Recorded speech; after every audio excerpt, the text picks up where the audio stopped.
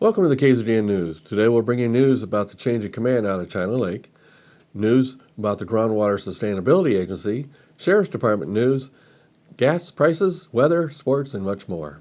From the Rademacher Hills to Bee Mountain and the mighty Sierras, Ridgecrest to Inyokern and China Lake, this is your news for the Indian Wells Valley with the KZGN News crew. Hello, I'm Tom Whitnick. Thanks for joining us for the news affecting Ridgecrest in the Indian Wells Valley. In news from the Naval Air Weapons Station, China Lake, yesterday, the Naval Air Weapons Center, Weapons Division, held a change in command.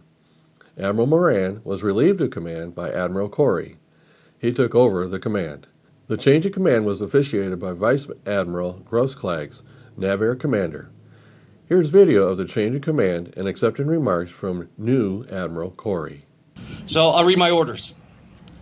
When directed by Reporting Senior, detached from duty as Commander, Naval Air Warfare Center, Weapons Division, Assistant Commander for Test and Evaluation, Air 5.0, and report for duty as Program Executive Officer for Tactical Aircraft Programs, PEOT.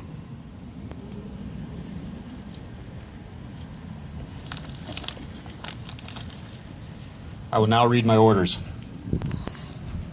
CNO Order Number 0192. When directed, detach from duty as Vice Commander, Naval Air Systems Command, and report for duty as Commander, Naval Air Warfare Center, Weapons Division, and Assistant Commander for Test and Evaluation.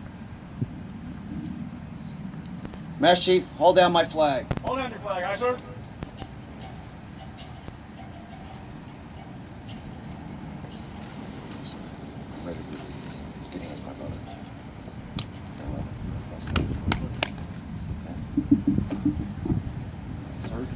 Stand relieved.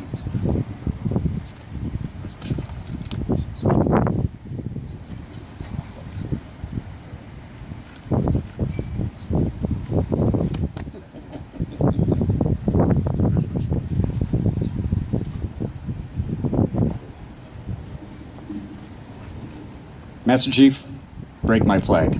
Break your flag, aye, sir.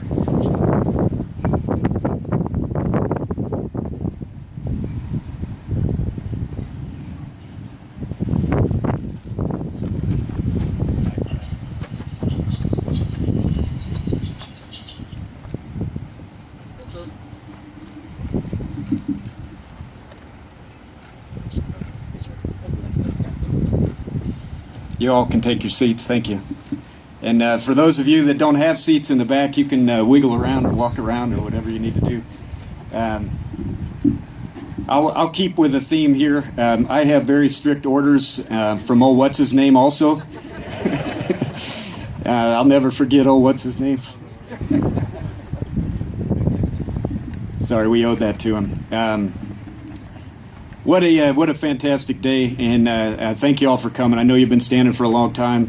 By naval tradition, my job is to show up, salute when appropriate, and be brief, and I'll try to stick to that. But I do feel that I have to make a few remarks. First of all, to all the folks that traveled to Ridgecrest, to include my in-laws, Harold and Diane Gebhardt, and a lot of others that I see out there in the crowd. As I was sitting up here looking at the faces out there, a few of them a little more wrinkled. A few of the goatees have a little gray hair on the bottom of the chin. Some are hiding under cowboy hats because they've had chunks cut off from a life in the desert. Many of our soldier sailors, airmen, and Marines tragically have PTSD. I think I have what may be a new condition, post-wonderful experience syndrome. Because I just had flashbacks as I drove across the country, as I came over the hill by Randsburg, and as I sat here and looked at some of the faces in the crowd. Where else do you have two admirals standing in the back at a change of command, especially two that were so important in my formative years? I've made a lot of bad decisions in my life. Fortunately, a few of them have been good enough that I've been able to continue to serve. But I'll talk about two of them. The second best decision that I made was 2 days before the end of test pilot school. I got called into the XO's office and he said, "Look, I'm embarrassed, but we got a bunch of 06s and they can't make a decision." We've never seen that in NavAir, I know, Mike. And he had Lieutenant Frank Morley and Lieutenant Corey in the room, and he said, "One of you is going to China Lake, and one of you is staying here at Pax River. How about you guys decide?" And I said, "Hey, do you mind if I call Debbie?" He said, "No, take 30 seconds, not a problem." And fortunately, she had small kids at home, so in the days before cell phone, she answered the phone, and I said, "Hey, they're asking us what we want to do." And I wanted to go to China Lake. She was all for it. And that was the second best decision of my life. But my experience with NavAir and the employees started before that. I haven't been able. It's a little bright out here. I think Stu is in the audience. Stu Johnson, but he was a civilian in the test pilot school class ahead of me, and Stu was one of the principal leaders in the radar warning receiver program for Desert Storm. And there's a few guys in the crowd old enough to know that airplanes used to get shot down, and we lost friends. We lost some naval aviation legends in Desert Storm, but we would have lost an awful lot more had it not been for the survivability folks that were doing that work. And I thought I had a lot to offer this organization, and that was my first lesson on China Lake, that I had better listen, because in 30 seconds, he taught me more than I had ever knew I needed to know about electronic warfare. As I see the vampires and the dust devils, to me, we've got Admiral Penfield, Admiral Soule out there. I worked with them when two of us were lieutenants anyway, and that close connection here of the civilians with the developmental testers and the operational testers. We were here and worked on things like JDAM, JSOW, SLAM-ER, lessons that came out of Desert Storm. It was a time-honored grand event. The weather was perfect. It was held in front of the main headquarters building at China Lake, with probably over 300 people attending. Corey is now commander of over 5,000 civilian and military people here at China Lake and Point Mugu.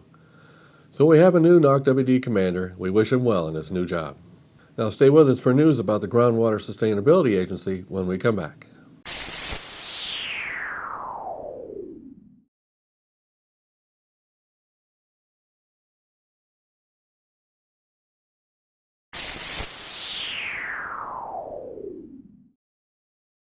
Thanks for staying with us. Now more news about the Groundwater Sustainability Agency story we reported on last Monday. Last Friday, there was a special meeting here in Ridgecrest from the State Water Board about the startup of the Groundwater Sustainability Agency. The meeting was arranged by Kern County Supervisor Mick Gleason. The meeting was attended by over 100 people. The DWR representative gave a presentation of the hows and whys the state passed legislation to start these GSAs. The GSAs are to be established by 2017 for critical water areas. The Indian Wells Valley is in a critical water zone. The law requires the new GSA to enact and implement a plan to stop and correct the overdraft that is happening in our valley. There are a lot of questions about this agency. While the meeting was good, it was too short. By the time the speakers got done providing their presentations, there was only about 40 minutes left for public input and questions. The facilitator only allowed 2 questions per person. Very inadequate for a matter of this importance. In case you don't know it yet, this new GSA will have authority to enact water restrictions, to install water meters on every well in the valley, to establish fees to charge everyone in the valley to pay for the agency, and implement the correction plan. These could be high costs that may be coming. Don't think that if you own your own well or already a customer of the water district that this GSA won't affect you. I guarantee you every resident in the valley will be affected by this plan. Questions from the public included questions on how will the people that serve on the board be selected? Will they have taxing authority? What will it cost to run this new agency? Who will pay for it? And where will it be based? Addressing that last question, as far as many are concerned, If this agency purpose is to provide management of the water basin in the Indian Wells Valley, the agency better be based in the Indian Wells Valley, not in some distant location like Bakersfield or Sacramento. This board must be easily accessible to the people it will have authority over. We've learned that one option being considered includes basing an advisory committee or group here in the valley and then having the actual voting agency that has the real authority not be based here in the valley. If you have an issue with this, make sure and contact the mayor, city council, or Supervisor McLeeson and let them know that you support having the decision authority here in the Indian Wells Valley, not in Bakersfield or Sacramento. But note, nothing has been decided yet, but differing options are being considered. This is a major issue coming down the tracks like a freight train, or maybe I should say bullet train. Now is the time you can make a difference and have a say in how this new agency is established. This is not a city problem, or a water district problem, or county problem. This is an Indian Wells Valley problem. Again, this new agency will affect every person in the valley. Get involved. Let them know what you think. In follow-up information on the Kern County deputy that was arrested last week and then escaped, the Kern County Sheriff's Department has released a security video of Deputy Edward Tucker escaping from the back of a Kern County Sheriff's Office patrol car and leaving the jail. Tucker was arrested on Tuesday, days after bailing out for an arrest on Saturday. While in custody for the second arrest, Tucker managed to escape. He removed his handcuffs and got out of the sheriff's patrol car. News we got today is that he has been captured and is now in custody. In a very unusual police story out of San Jose, a police officer has been kicked off the force for controversial tweets regarding the Black Lives Matter movement. The department confirmed the departure of Officer Philip White last Wednesday. Along with numerous city officials and the police union, many had previously condemned the tweets. Some people complained White's statements weren't just offensive, but threatening. Here are one of his tweets. "Threaten me or my family, and I will use my God-given and law-appointed right and duty to kill you." It was accompanied by the hashtag Cops Lives Matter. By the way, the officer wrote, "If anyone feels they can't breathe or their lives matter, I'll be at the movies tonight, off duty, carrying my gun." National reaction to the tweets was swift and intense. They included protests outside the San Jose Police Department headquarters. The Santa Clara District Attorney's Office reviewed the tweets but decided not to file any charges. Officer White worked for the San Jose Police Department for more than 20 years. So was this a Black Lives Matter issue? Or was it a Cops Lives Matter issue? Or maybe, should it be an All Lives Matter issue? The debate goes on. Isn't social media nice? Everything goes on the internet. And with tomorrow being Halloween, we get this notice for safety from the Ridgecrest Police Department. The following are tips to help keep everyone safe during their Halloween celebration times. First, parents, talk about Halloween safety with your children. Gather flashlights with fresh batteries for every child and adult. Prepare your property for visitors in the yard. Look for items that may trip or otherwise harm visitors. Make certain that family pets are well secured. Pets can be frightened by all the activity around their home.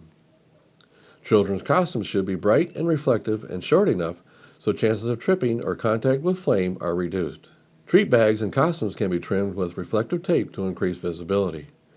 Write down your child's name and address and phone number somewhere in their costume and show it to them in case of an accidental separation.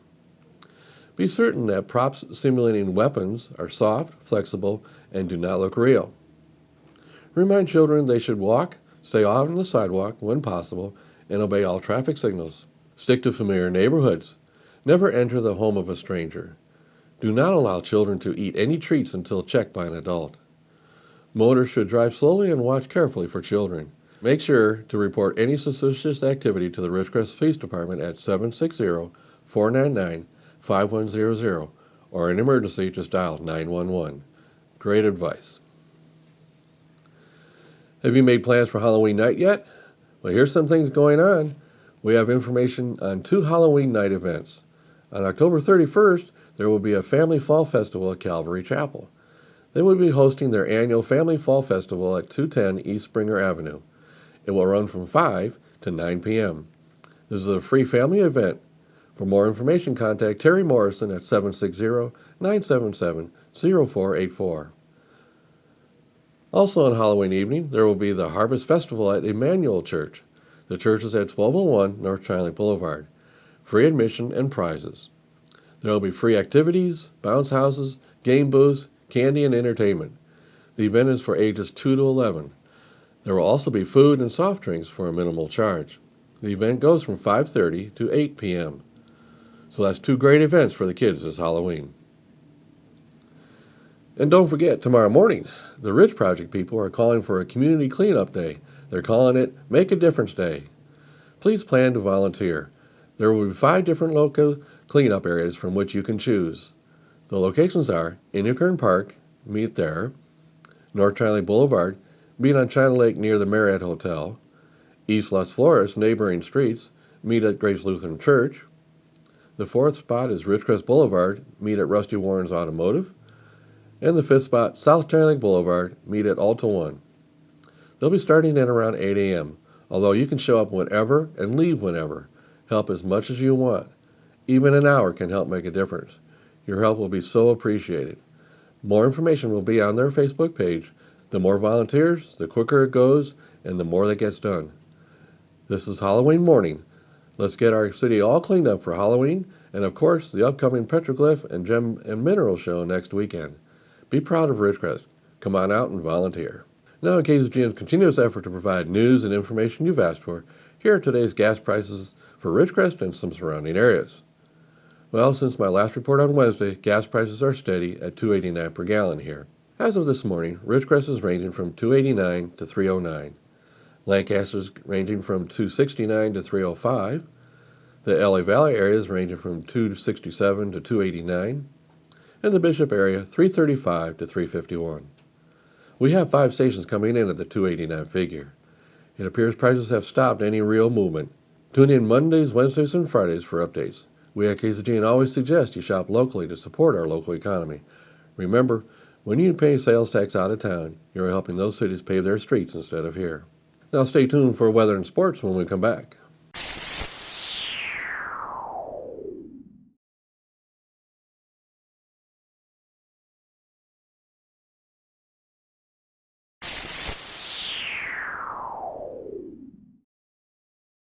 Thanks for staying with us. Let's go to Lane with the weather. Thank you, Tom. From the National Weather Service, an area of low pressure moving across the southern plains will bring heavy rain and a threat of flash flooding across portions of the region on Friday. Severe thunderstorms are also possible across the region. Heavy rain will also bring a risk of flash flooding for parts of the Pacific Northwest into the weekend. Temperatures across the nation: Carolinas at 68, Georgia at 68, Arkansas at 63, northern Texas at 65, Arizona at 70, and Los Angeles at 79. For us locally, tonight mostly clear with a low around 53, east-southeast wind around 5 miles per hour. Saturday, sunny with a high near 80, southwest wind around 5 miles per hour. Saturday night, clear with a low around 54, east wind around 5 miles per hour. Sunday, sunny with a high near 82, west-southwest wind around 5 miles per hour. Sunday night, partly cloudy with a low around 56, west wind 10 to 20 miles per hour with gusts as high as 25. Monday, a 30% chance of rain, mostly sunny with a high near 69, west-southwest wind 5 to 10 miles per hour with gusts as high as 25. Monday night, a 30% chance of showers, mostly cloudy with a low around 50, west wind 15 to 20 miles per hour with gusts as high as 30. And Tuesday, a 20% chance of showers, mostly sunny with a high near 60, west wind around 5 miles per hour. And that is your forecast for the IWV. Now back to Tom. Thanks, Lane. Now here's Tom Hecht with sports. And a very pleasant Friday early evening to everyone. Burroughs football tonight, maybe their biggest game in the last couple years at least. Burroughs will play against a very good Oak Hills team tonight. Game time at 7 o'clock. If you can't make it out there, you can tune in to 12:40 a.m. KLOA will have the game starting at 7 o'clock, 6:50 for the pregame. Now, Burroughs 3-0, Oak Hills 2-1. Last year, the two teams played on Halloween night with Burroughs losing big. The weather was horrible. Tonight, the weather will be a lot better, and the Burroughs are also. So this will be a very, very close game, a huge game. If Burroughs can get the win tonight, they'll end up as a number 2 team, at least when the playoffs start several weeks from tonight. Again, Burroughs, perfect 3-0 right now. They are tied for first place. All right, also, the freshman game yesterday, Oak Hills ends up winning 6-0, a very close defensive battle, back and forth, back and forth. Great defense, not a lot of scoring in that game, 6-0 Oak Hills. Only the second loss for the freshman football team. Okay, also tonight, the Kansas City Royals will try to make it 3 in a row over the Mets. Game 3 is in New York. Game 4 and 5 will also be played in New York. That'll be Saturday and Sunday night. And if there's anything necessary after that, it'll go back to Kansas City on Tuesday night and Wednesday night. Okay, a lot of great football coming up this weekend. UCLA and Colorado, USC and Cal. Both of those should be pretty good games. I see UCLA by a couple touchdowns. I see USC and Cal very, very close. Could go either way. All right, Clemson will be at North Carolina State. Clemson number 3. Stanford and Washington, the Cardinal number 8 right now in all the land. Notre Dame and Temple. Now, Temple playing much better football, but Notre Dame should win that game. Number 10, Iowa. Iowa's undefeated. First time since 2008 they've gone the first 7 games undefeated. Oklahoma State at number 12 takes on Texas Tech. Utah and Oregon State. Oklahoma and Kansas. Michigan and Minnesota. That'll be a very good game. That game in Minneapolis. Minnesota without Jerry Kill, their head coach now. He had to resign this week due to health complications. And number 16, Memphis, will be at Tulane. Duke will also play this weekend. They're number 22 in all the land. They'll play against Miami, who just fired their football coach on Tuesday, Al Golden. All right, that's your top 22 teams that are playing this weekend.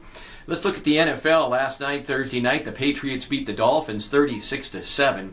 Boy, Tom Brady, 4 touchdown passes in that game, almost 300 yards in the air. Playing, he gets better every year, doesn't he? Justin Morneau is going to be a free agent for the Rockies. He was probably their star player this year, but was injury riddled. Only played in 49 games, and it was a tough break for Colorado. He's decided that he will become a free agent. That's a good player out there for somebody. All right, in the NHL last night, Anaheim loses to St. Louis 2-1 in St. Louis. And some Major League Baseball notes. The Padres have hired Andy Green. And I was a little bit surprised about that. There were some other folks that were really, Ron Gardenheimer, they thought was going to get that job, and they decided to change gears and go with the third base coach of the Arizona Diamondbacks. Also, Dan Jennings, who was the interim manager this year for the Miami Marlins. He was the general manager on the team since 2002, has been fired as the GM. They're about to sign Don Mattingly. That's only just probably a few days away before that becomes official, the former Dodger coach. All right, Thursday night college football. Pittsburgh, a winner over North Carolina. TCU beats West Virginia. TCU, number 4 in all the land. They're very good. And probably one of the better games I have seen, and I stayed up to watch it. Oregon defeated Arizona State in 3 overtimes, 61-55 in Tempe. It was an unbelievable game. If you have a chance, go to the Oregon website, watch on 4th down and goal from the 22-yard line. Watch what happened. Oregon able to tie the game. They go on and win it in triple overtime. And the Clippers take a win last night. They beat the Mavericks 104-88 at Staples. They're now 2-0 on the year. And that's your busy sports. Don't forget, Burroughs football tonight. Come on out and support the Burroughs. That's your sports for this Friday. I'm Tom Heck for KZGN. So that's the news for today. All of the KZGN-TV know you have a choice in what you watch for your news. We all thank you for choosing KZGN-TV, Ridgecrest's only locally owned community TV station. Now stay tuned for Ridgecrest Talk, coming up next.